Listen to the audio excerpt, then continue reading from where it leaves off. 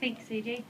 And I'd like to thank AJ a lot because he did a lot of work on organizing, getting things, structured. And there's a lot of other people that helped get this together, and I just want to say thank you.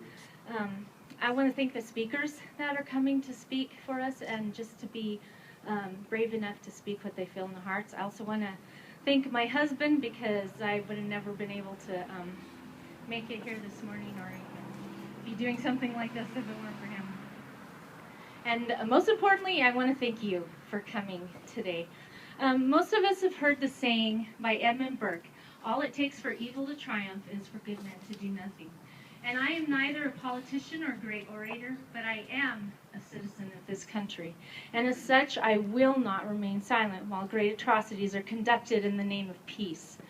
We are engaged in these wars under the guise of human rights, women's rights, retribution against terrorism, to set up a viable democracy within these nations for their peoples. But as Michele Graves, former member of the Afghan parliament, and she's also an author, states so perfectly, occupation will never bring liberation, and it's impossible to bring democracy by war. Also, the former Afghan prime minister once stated that NATO forces are seen as invaders, and if they do not leave the country, there will be no solution. We're intruders in wars that should not involve us, in other countries that are not our own. These nations have been fighting their own civil wars lasting for thousands of years, and our presence there now will not stop them. They do not want democracy. And due to many incidents leading up to January of 2012, the Afghan people have a deep growing resentment towards the coalition forces because of all the civilian deaths that are occurring over there. And it's fractured our already uneasy relationship that we have with them. What if a more powerful nation invaded our lands and told us that we must change the way that we live and the way that we think and our beliefs and then stay in our land for a decade? What would we do? What would we feel? And that's exactly what's happening over there, and we're becoming the terrorists ourselves.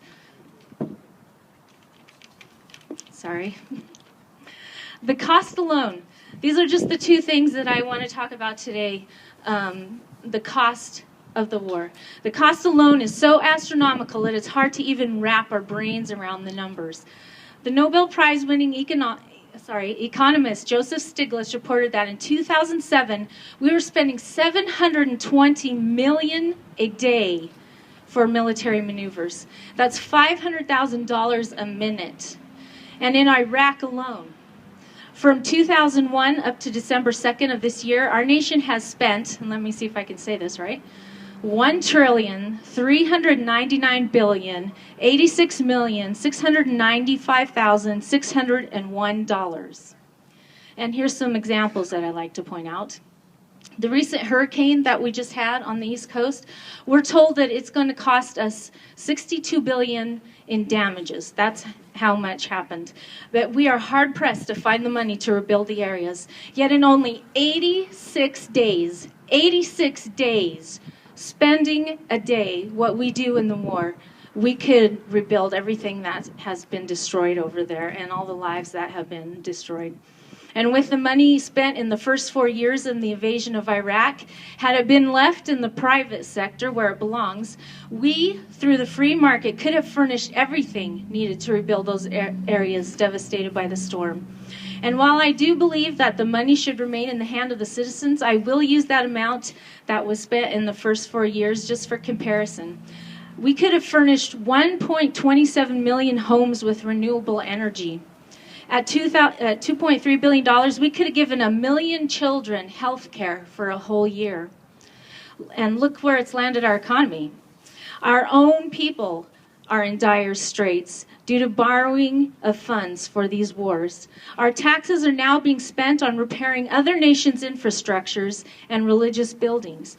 And why are we being taxed, and not for our nation's benefit, but for another countries, when we have needs also? Under the presidencies of Bush and Obama, our leaders tell us that we will be out of Iraq and Afghanistan by the end of this year, 2012. But we see our troop strength only increasing from 84,000 to 102,000 by the end of 2011, that's what it was. And I don't know that we should allow politicians who can't even do basic math to be running our country. This is the longest running war in our nation's history, and it has no end in sight. The Cato Institute stated, "Has this war become an interest unto itself?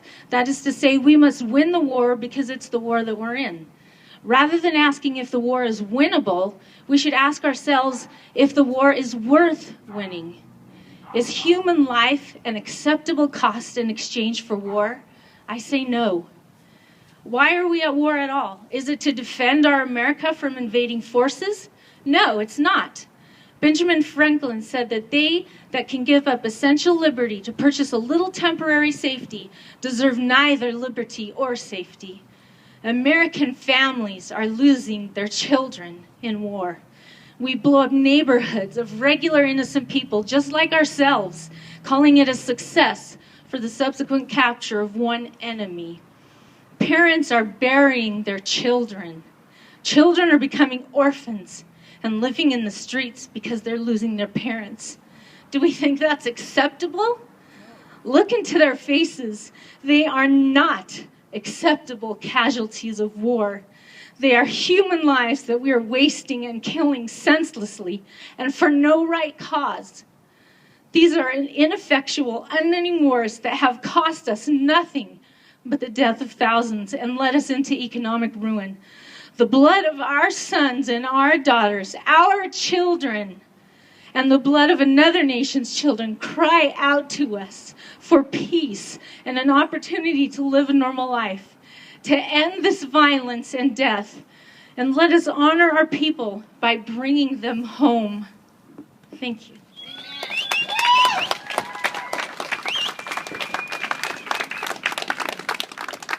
Thank you very much, Michele. Next, I'd like to welcome World War II veteran Jack Stewart.